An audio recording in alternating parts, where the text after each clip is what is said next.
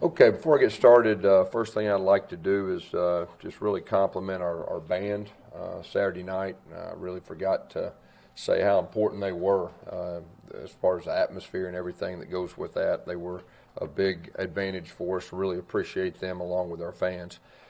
First home game, our players are very excited about that. I know our coaches are too. We're playing a very good Tulane team.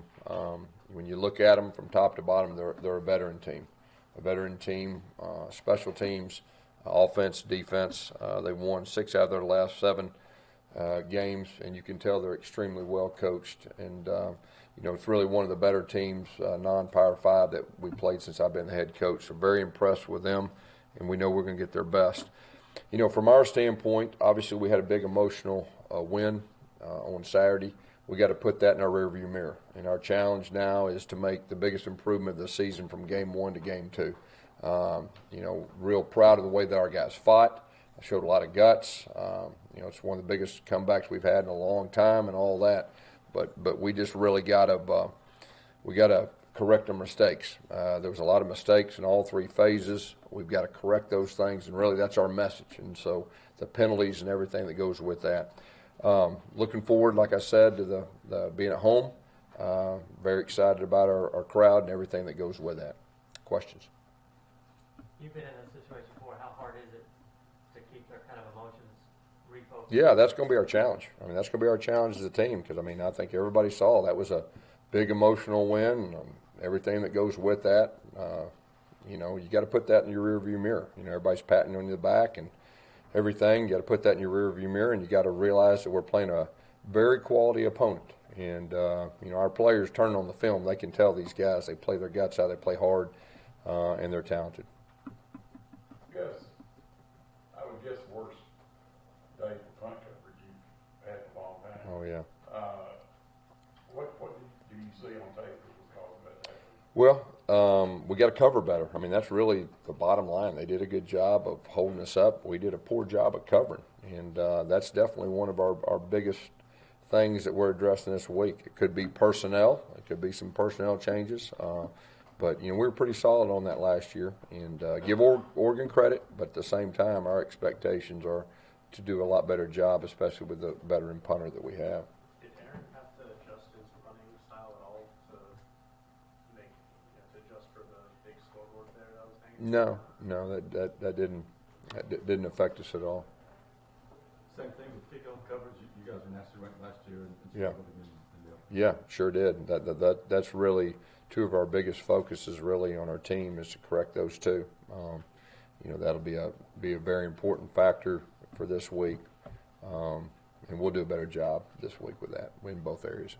In week 2, what kind of step forward would you like to see Bo Nix make as an overall? Yeah, it's just like the rest of them. Everybody's got to improve. That's really our message. Whether it's a player, a quarterback, a coach, we all got to improve from week 1 to week 2, and really the good teams do that.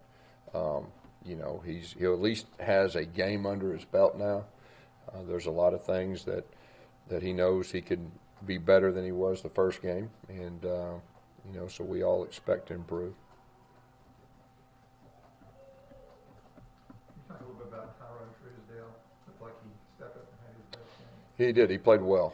There's no doubt, and it was good. He's got some experience, and now he's taking his game to the next level. Just got to continue to do that. But he made some big plays for us, and of course, like we said the other day on that 4th down and a half-a-yard play, he really got some great penetration and helped the linebacker, run through the alley. Yes, to that end, how did Thomas and Newkirk respond after play? Yeah. They got in there. They had, both of them were limited during fall camp, and so the plan was just to play them a selected number of plays, and that's what we did. We expect both those guys to improve, each week the more they play. You guys, you were using a tight end quite a bit more than I can remember you doing in a while. Talk about your decision to do that. Yeah, well, that's kind of what we talked about, in the off season. Just a little longer edges. A lot of times when you play, the odd front teams, a little wider edges, allows your offensive lineman to go more vertical and not as sideways. So that was part of the plan. We were winning that game thinking that we'd get even front and odd front. Well, we get there and it's mostly odd front, and then they were doing a lot of moving and everything that goes with that. So that was part of the plan, just to get a wider edge and create a few more seams, especially on the cutback. And then, of course, we hit the bounce, late in the game too. So that helped. Is it going to be part of your identity going forward, or is it? Yeah, I mean that's what we want the flexibility to do whatever we've got to do with what the defense has given us. So, we'll have that in our package, the rest of the season. How much does Spencer and I help you guys in the run game, especially Yeah. in the second half? Yeah, he gives us a lot of flexibility. You saw him with his hand down. You saw him with, in H-back. He's a physical guy at the point of attack. And like we said the other night, he made a big catch in the game. I mean, that was a huge play in the game, and he tight turned and got a couple extra yards. So he had a very solid game. Were you happy with your offensive tempo, or would you like to go even faster?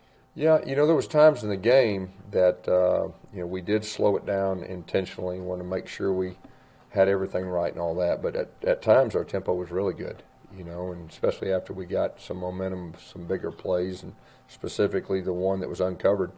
Eli Stove and our quarterback was headsy enough to see that and just throw it out there. That was just a inside zone. So at times our tempo was good, and I think too that we'll get better as the season goes on with everything from a young quarterback to a couple of new guys too. So how much is Tulane's turnaround since the end of last season has to do with quarterback Justin McMillan, and how familiar are you with him since he was at LSU? Yeah, he was. I think Kevin was there when he was there. He's a very talented guy. He's got an unbelievably strong arm, and I think like they said, they won the last 6 out of their 7 games. They're a team on the rise. When you turn on the film Sunday, when you get back after you put the other one to bed, and it gets your attention in a hurry, and so they're a very, very quality opponent.